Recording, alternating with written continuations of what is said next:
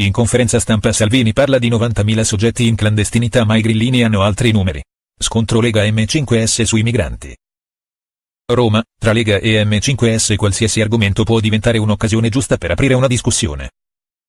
L'ultima lite è avvenuta sulla questione migranti con i grillini, che hanno duramente criticato i numeri dati dal ministro dell'Interno, Matteo Salvini, in una conferenza stampa al Viminale. Migranti, Matteo Salvini in conferenza stampa, 90.000 soggetti in clandestinità. Il numero sta diminuendo. Nella conferenza stampa del Viminale Matteo Salvini fa il punto sui migranti in Italia, dal combinato dei dati degli ultimi 4 anni e mezzo, sottolinea il vicepremier riportato dall'Adnkronos, emerge che in Italia si ha una clandestinità di 90.000 soggetti massimo, essendo pessimisti.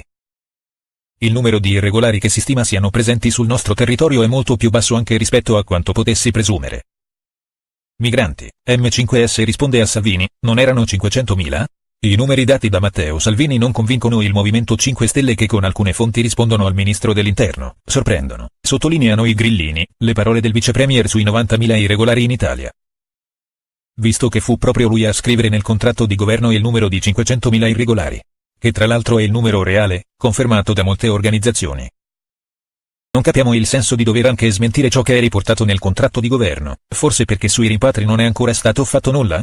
Ad oggi, concludono i pentastellati, sarebbero circa 500.000 i migranti presenti sul nostro territorio e pertanto una seria politica dei rimpatri risulta indifferibile e prioritaria. Una nuova polemica da parte del Movimento 5 Stelle, che ha contestato i numeri di Matteo Salvini sull'immigrazione clandestina. La tensione al governo continua ad essere molto alta, con la maggioranza che è divisa su tanti argomenti.